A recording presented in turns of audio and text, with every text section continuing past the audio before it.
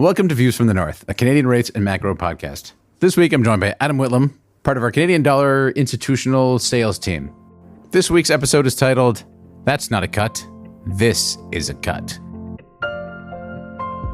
I'm Ben Reitzes, and you're listening to Views from the North. Each episode, I will be joined by members of BMO's FIC sales and trading team to bring you perspectives on the Canadian rates market and the macro economy. We strive to keep the show as interactive as possible by responding directly to questions submitted by our listeners and clients.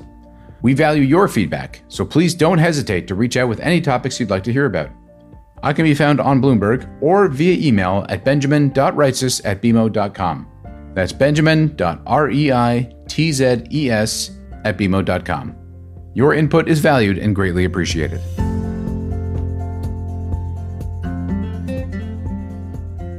Adam, welcome back. Thank you, Ben. Let's start things off with a little bit of a wrap-up of what we got last week. I've been on the road, so my views are, I don't know, maybe well-known, maybe not. But I have been gallivanting around and telling people that GDP was going to be the be-all and end-all probably for the Bank of Canada. I still think that was the case. It came out quite soft. Why don't we start with what was the market reaction that day? What was the feedback you got from clients? Was anyone as dovish in sentiment as I am on the back of those numbers? I'd say from the client side, it's a little more balanced. Most clients have kind of wrestled between 50 basis points and 25 basis points. I'd say the market reaction on the back of GDP was actually a little bit muted, which I found a little bit strange. I would have thought there'd be a bigger reaction in the Canadian curve, given especially the flash estimate coming in at flat. I mean, that sort of suggests, assuming that comes through as expected, and we know July came in a little better, but even if August comes in a little better, we're probably still looking at something in the area of 1.5 to 1.7%. That's still a full percentage point below what the Bank of Canada was expecting. So the reaction, I think, was not as big as we would have maybe thought otherwise. And I think the account base seems a little reluctant to jump on the 50 basis point narrative. I myself am surprised by that too. I would have thought with the output gap getting wider, I mean, that seems to be a big focus in all of Macklem's recent appearances. Growth is clearly concerning to the bank. Population growth, I guess the expectation there maybe is that's going to slow, and potentially that will help narrow that output gap if we don't see any more decreases in growth. But I guess we'll see what happens with employment in a week or so time. So at this point, I'd say it's pretty split. Pretty split between 50 and 25. Okay, well, I lean toward 50 at this point, given the GDP numbers. But, if the data are very strong over the next couple of weeks, that could flip the other way, admittedly. So it's not a done deal by any means at this point. But as you mentioned, like the output gap has been a big talking point for the bank. And when that is their focus, I don't know why they're going to look elsewhere and ignore what the GDP numbers are really telling them. And keep in mind, October's an NPR meeting, so they will be running through their full forecast. They'll be looking at things, and when they run it and they see that, third quarter GDP is going to come in well below expected, wider output gap, that means inflation actually goes lower than what they had in their previous forecast. And on top of that, they had pretty good momentum in the back half of the year. Like they still would have had above 2% growth in the fourth quarter also. I'm not sure why we should think that we're going to get that number. I mean, you can stick it in there, and I think we're around there. But the risks are probably still on the downside. Things have been pretty soft consistently for a while now in Canada. Maybe the rate cuts might help a bit, but it does take time for those to flow through. So things I just don't see a reason to be more optimistic. And one anecdote, if you'd like, personal anecdote, which is slightly ridiculous, but we're going to use it anyways. I got a second coffee of the day, which I tend to try to avoid, but I have a family dinner tonight, and I was at a hockey game last night, and I don't like to stay out late. So this is at least the afternoon coffee. So I ordered the afternoon coffee as I was going for my walk. My phone tells me Starbucks tells me my coffee's ready. I walk to the store, back 2 minutes later, no coffee, it's gone. Somebody stole my coffee. Times are tough out there. I mean, it is $4 now, so that does make sense. This one's $3, small. I don't get fancy coffee. It's amazing that a drip coffee is $3, but it's the first time that's ever happened to me here. This is the first time anyone's ever stolen my coffee at Starbucks. So maybe it is a sign that times are tough. That could be a comment on social fabric. That could be a comment in a lot of different ways. We have been talking about how the Canadian economy is kind of falling a little bit into shambles. I think to your point, and maybe a little less anecdotally, but anybody who kind of pays attention to fixed mortgage rates in Canada, you're getting to a point now where the fixed mortgage rate curve, the differential between the Canadian swap curve and those fixed rate mortgages, is actually getting quite wide. So from a NIMS perspective, if you had sort of traditional rate resets in the mortgage market, you'd actually be getting massive NIMS for Canadian banks. Net interest margin? Right, yes. Just for all those people that don't speak acronym. Right. You'd be getting massive net interest margins for the Canadian banks. But what's happening is, one, a lot more of the mortgage origination activity that's going on is centered on floating, because obviously there's lots of expectations for cuts from the Bank of Canada. And so in turn, a lot of Canadians are looking for those lower fixed rate offers before they actually go out and lock something in. But two, I think there's also some reluctance on the side of the Canadian banks for loan growth at this point. I'm hearing about a lot more growth on the alternative lender side. So I think with some of that lending pullback, the banks are reluctant to offer lower rates to attract new mortgage growth. Now, I don't know when or how that will change, but when that mortgage rate differential versus swap differential gets to where it is now, this is, we're at a more than 2 sigma difference versus where we've been the last 15 years. That's accounting for CDOROS. That makes banks look a little reluctant to lend. That's fair. But so when you're looking that far back, you have to also keep in mind that bank regulatory changes have raised our cost of capital and so on and so forth. And so that does make it difficult to compare to the distant past. The recent past you can do, but still, I mean, that's fair. That does beg one of the questions, though, is that, like, is the pricing in the front of the curve right? Have we priced in too much? We have rates are pretty much priced to go down to 250 by the second half of next year. So from where we are today, that's still not quite 2 percentage points, but almost 2 percentage points from where we are now. And is that maybe overly aggressive? I would argue that we're probably fully priced. Maybe there's room for a bit more to get put in there, but the risk reward really isn't all that worth it. And the only place where you can really get much juice left is to have those cuts pulled forward a bit. So, for example, the bank going 50 in October, bigger cut. That's not a cut. This is a cut. Otherwise, there just isn't that much in the front end that I think is attractive anymore. And I think you're probably seeing that a little bit. There was a little bit more activity in the meeting gaps today for whatever reason. It's Wednesday afternoon, October 2nd, the day before the best day of the year.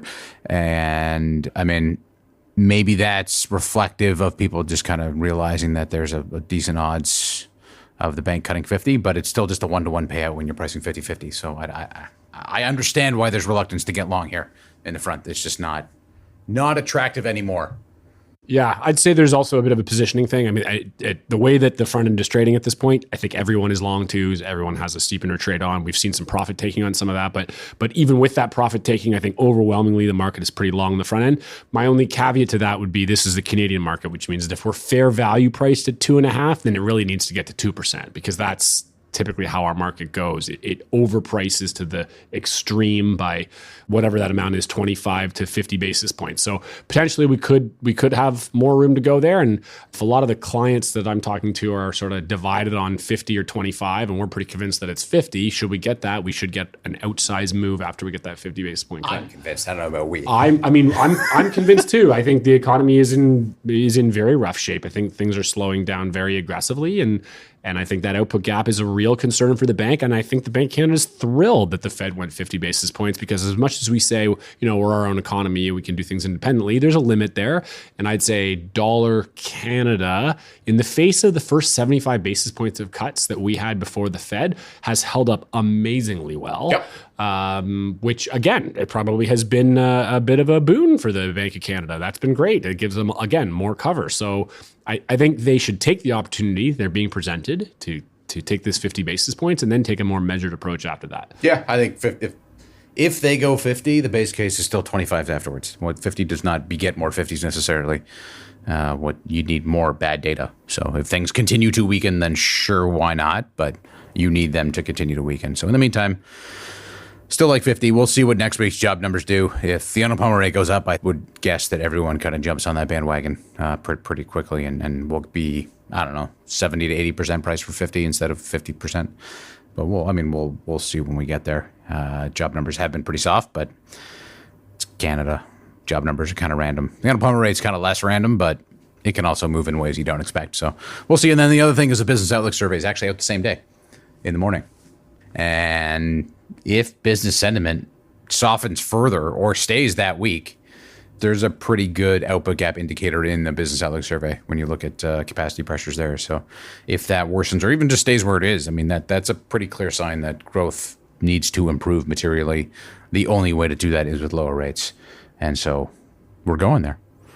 One way that I will be wrong or the market will be wrong is the housing market.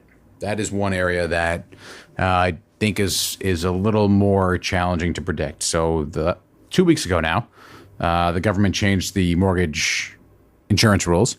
You can now, or as of December 15th, first-time buyers can now get mortgage insurance for a house up to $1.5 million, and they don't only need to put down about 8.5% or so. That's a change. Before, the cap was just $1 million, and so that comes in on December 15th. There were other changes as well, increasing amortization to 30 years. I think that's kind of secondary, though. The portability of mortgages, so you no longer have to pass a stress test when taking your mortgage to another institution. I think that's actually kind of important. Like when we're talking about the reluctance of banks to drop mortgage rates, that does change the competitive landscape a little bit. So maybe that incentivizes if and when a bank says, you know what, we're going to grow our loan book, suddenly it's easier for all those people with their mega mortgages at their new rate reset. I'm assuming it's probably coming off something like a 2%, something like that. I know a guy that he told me he was at 134. Yeah, like that's probably later. That's probably 2025. Yeah. But same idea, like when you're talking about these 1.5% to 2.5% resets, if you're resetting that a current 5 years like a 450. And that's a pretty qualified rate. At 3 years, probably 470. So when you're getting that level of reset, if you take away the stress test, which would tack on another, 200 basis points. Yeah, another 200 basis points. That payment is very different. So now you can actually, you might be incentivized to drop those rates because you don't need to pass them at these higher stress test levels. Yeah, I mean, driving more demand is exactly what the housing market does not need. Mm-hmm. There are a lot of people in the country. There are a lot more people than there were last year, and a lot more people than there were 2 years ago and 3 years ago and 5 years ago. And all those people need houses. And we didn't have enough houses. We still don't have enough houses. We're building as fast as we can, but that's as fast as you can go. And juicing demand more probably isn't the best idea. Newsflash. Something we've been saying for some time. This is not only a supply story, it's a demand story as well, and more demand is not what anybody needs. And that's what these measures do. But that's also how we could end up being wrong on the bank, and maybe they don't cut quite as much or quite as aggressively next year because they see housing coming back on the back of these measures, on the back of these changes, people getting a little bit more exuberant, and that is exactly what they don't want to see. Even though I do think that one of the necessary ingredients to getting above potential growth is housing being better, but it also doesn't mean getting overly exuberant there because, I think the politics of housing are pretty toxic, and you don't want to be the one who's blamed for pushing prices materially higher. So I guess it's kind of unfortunate that these measures have come out the way they have. They'll certainly help affordability for the first guy in the market, but it'll also just kind of push prices in that kind of just under $1 million bracket a little bit higher. It's going to incentivize people to push their prices higher because now you can get that insured mortgage for a little bit more. And so, it's challenging, why don't we put it that way, on the housing front to be overly supportive, even if it might help a few buyers on the margin. Broadly, it does not help affordability, I don't think. And maybe worse, it incentivizes people to take on more debt.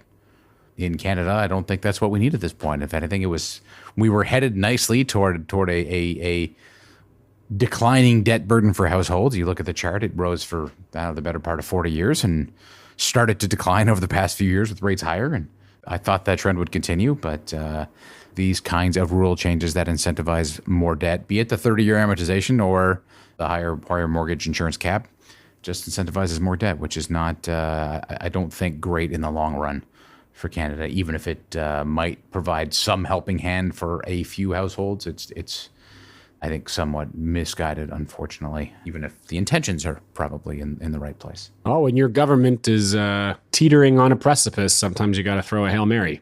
The Liberal government came out today and said that they were not going to support the Bloc Québécois with regards to the old age security in Quebec, which was a line in the sand, I think, for the Bloc. So that bill needs to be passed by the end of the month, or the Bloc is no longer voting with the federal government, the Liberals, and then we'll see. Then it's up to the NDP. So we'll see where we are after that. But there could be an election relatively soon, I guess. I would.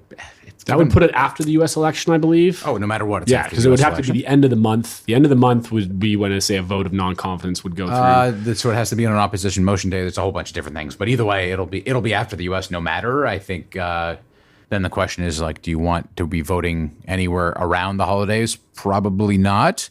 And then the next question is, how deep into winter do you really want to be voting? And that, I don't know. I have trouble remembering when all the elections were. Over time, I'm sure we've had some in the wintertime, but that might delay things a little bit till it's slightly warmer potentially. But you know what? We'll see where the chips fall. And if we get an election, that's okay. The democratic will of the people is something I think we should all welcome. How middle of the road of you. I mean, I'll keep my own views to myself. Yep. We talked about the front end a lot and Bank of Canada pricing. And that takes us out to kind of the 5-year space, more or less. What about further out the curve? What about the 10 and 30-year sectors? What are the views you're hearing on duration out there? We've rallied decently, but it seems like we kind of hit a wall here where we are. Like long 30 years can't really get through 3% or even hold anywhere near that level. And there just doesn't seem to be much buying when we get anywhere close to there, and it's mostly skewed to selling. And I think everyone still likes steepening, but what are you seeing out there? Yeah, I tend to agree. I think there really wasn't any support of any kind for 10s, 30s curve, anywhere from, call it plus 10 or even high single digits all the way up to about plus 22 maybe at the wides. Around here, we kind of seem to waffle either side of plus 20. There does seem to be a little bit, and I think a lot of that's dependent on what the outright yield level is in long. So 320 in CAD longs seems to be a level where we do see some interest coming in. I think it's worthwhile noting that there have been some players in the market who, over the last, I think I've mentioned this maybe on previous podcasts, but over the last, decade had shied away from Canadian fixed income that have kind of come back into the market in a big way, be it, LDI matching or insurance hedging or just alternative private assets. Yeah. Reallocating money away from private assets and back into public markets, maybe to get access to better liquidity. And so we've seen a decent amount of that. There seems to have been some natural demand, and it is kind of in this, call it anywhere from like 318 to 325. So I do think we'll float around there for a little while. Now, I think there's a caveat there as well. I think Canada's minus 95-ish approximately versus the US. I think if we go back toward minus 100, minus 105, minus 110, then it's maybe a little bit of a different story. The US starts to look more attractive. So for now, I'd say the positioning on 10s, 30s is maybe a little cleaner than it's been. So I could actually see some support for the long end here. I'm not as bearish as I was when it was kind of in the single digits or in 10 or even at 0. Do you think curve position is cleaner though? Like is part of the reason we've stalled out around 20 and in 10s, 30s because people have taken off those steepening positions, and that's. But that if we're cleaner around here, we'll kind of traipse around 20-ish, whatever, 17 to 20, but there's a green light to keep going. Like when, let's say, if the bank cuts 50, like that just has a green light to keep going to, I would say 40 is probably the next big level. Yeah, right. I mean, if the bank cuts, the natural move in the curve should be a steeper curve for sure. I think more of that's going to be absorbed in 2s, 5s, to be honest, than I think it's going to be absorbed further out the curve. Geopolitical tensions, I think, are going to kind of continue to sort of heat up. So I think that's also going to muddy the landscape somewhat. I mean, one area, like typically, that should be a bond bullish event across, G7 curves. I mean, so I don't know, maybe 5s, 10s, 30s, which is a bond bullish trade, being long 10s against the wings, should perform well if geopolitical tensions keep heating up. So the type of geopolitical tensions matters. And so if it is inflationary and oil prices go up a lot on the back of those tensions, it's not necessarily bond bullish. Could be bond. It's somewhat ambiguous in that growth ends up being negative, but you get inflation higher, so it is a stagflationary shock, which is clearly a big negative from any perspective. I think that's bond bearish on net, given where debt burdens are in the U.S. I think. I'm not even sure. But at the same time, you also have dock worker strike going on in the U.S., and there's all sorts of other kind of quasi-inflationary risks that are just hovering over us. That makes me cautious on any kind of bond bullish trades and cautious on being long duration. Even though I think here, given that we're in the rate cut cycle and it does feel like the economy is slowing generally, I still lean toward the bullish side on duration, but I'm cautious on the medium term for sure. Yeah, I think that's a fair comment. I think that we'll see how long this port strike goes on for. I mean, certainly, I was looking at break evens. I mean, in Canada, which is more of a liquidity thing than it is actually a forward inflation thing. But Canadian break evens still look relatively cheap. I mean, you're still talking about very cheap. They've lagged. I was just looking. Someone asked today. They were like, "What's up with what's up with Canadian break evens? Why have they lagged the U.S.?" And I was like, "Well, that's what we do here. Right, we lag. We lag. We always lag. It's a perma lag. But at 168 basis points for like a 25-year inflation protection in Canada. I mean, I think if you back test that looks great. Like you buy that, you hold it, you hold on to it forever. And yeah, it's not that liquid. It's really tough to get out of. But why do you need to if you're buying them at 168.5 with a 2% target on inflation from your central bank? Like, for a real money investor, yep. I think that's very much a no-brainer. Getting liquidity is admittedly challenging there. But when pockets do show up, I think it's something you definitely want to take advantage of. That's like there's no question for me on that one. But it is a challenging product. There's no doubt there. One thing I've been surprised by has been credit. Like given kind of where we are in the cycle and discussing where we are in the business cycle, what we think about the economy, I'd say credit has been bulletproof, absolutely rock solid. Like it cannot widen. I mean, if you look at credit spreads in say CMBs, we're not quite at the absolute tightest level, but we're pretty close to it. We know that's partially a swap spread story for sure. But even just from a pure credit perspective, it's done very, very well. I mean, so has risk assets. Yep. Stocks have done really well. We're not that far from all-time highs. Part of that is going to obviously be some of the stimulus being injected from overseas. It's kind of propping up risk markets in general. And you could make the argument that maybe things like provincial bonds didn't participate into the massive rally. So they definitely have not. Right. And so perhaps they still look on a relative basis kind of cheap, but that's one area where it's been very, very, very strong. I mean, we've talked a bunch of times about the move in the curve and say like Pro V10s, 30s boxes, and those boxes, we said they were cheap last time. I think they're still cheap. They've gotten cheaper than where they were last time. So I actually prefer spreads just outright. I feel like the box is reflective of the issuance environment and the fact that all governments have to borrow more. And so there's a little bit more of a premium there. But because Provies have lagged so much on an outright basis, I feel like there's probably more there than there is on the box. Obviously it's a riskier trade, but you're toward the wide end of the range on long Provie spreads outside of a crisis event. And issuance is going too slow. Yeah, it cannot continue at the current pace. Ontario is 84% funded after today's green bond. Exactly, and Quebec's almost is close to 100%. Some of that is pre-funding from last year, which may actually end up being last year's money, admittedly, but they're still close to the end, and there's a limit to how far they can go over and above 100% without getting special permissions. And so your issuance is going to slow down. And you also have the December coupon period, which is going to be, and historically has been, supportive for duration and supportive for credit. And so, I still like it here. Obviously, we both think you should buy provincial credit. That sounds clear. Yeah. Yeah. I think it lagged the way in. It still looks cheap. I agree with your views on outright spreads and the box. At some point, I think that is going to perform. It will. At some point. Maybe we're there now. I don't know, but it seems to be. I'd rather be long it than short it. Yeah, that's fair. That's fair. And going to Q4, so I like this as a fourth quarter trade. And now that we've just started the fourth quarter, perfect timing. Why don't we wrap up on your favorite trade ideas, sir? Assuming you have any beyond the box. So think outside the box. Structurally, and kind of based on what I was saying earlier, I do like swap spreads.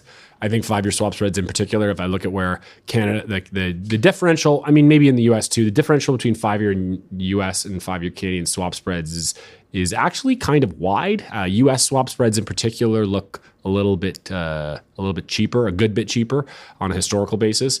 But I do think, based on what I was saying about the potential for mortgage rates maybe to be a little more competitive, for some banks to look to grow their loan rates, and then some of the fixing that we probably see on the back of that, if you do see cuts from the Bank of Canada, as well as some of the measures in December about upping the amount that can be going to the CMB program for first-time home buyers. I think that will all be supportive, and that will flip a lot of the receiving that we've seen in the 5-year part of the curve from balance sheets over to paying, which should help swap spreads perform. So the only issue with that is the timeline. So now is not the time for that trade. No, that's more of like an end-of-the-year trade. Okay, so I agree. Be patient. I've been talking about this trade. That's what I talked about a lot last week. I think it is a patience trade at this point. I don't think you can really do anything at the moment. If anything, you probably still want to sell spreads on strength in the meantime, and then square up in November, December, give or take, and then look for opportunities to get long in that period heading into next year. I know that the swap desk itself likes waiting until next year because spreads have been so punishing for so many. It's probably a bit of a more cautious play at this point, but I suspect there'll be good interest if it at all looks like the housing market's picking up. I think you'll see people jumping in that trade pretty quick because they've been beaten down so badly. So I think that's a good one. Why don't we leave it at that? Okay. That sounds great. Well, thanks for coming on this week. Thanks for having me again. I feel like it's been a good few months. I look forward to hopefully being invited back in another couple of months. You're one of my regular guests, and I love having you. Well, great. Thanks for listening to Views from the North, a Canadian rates and macro podcast. I hope you'll join me again for another episode. The views expressed here are those of the participants and not those of BMO Capital Markets, its affiliates, or subsidiaries. For full legal disclosure, visit bmocm.com/macrohorizons/legal.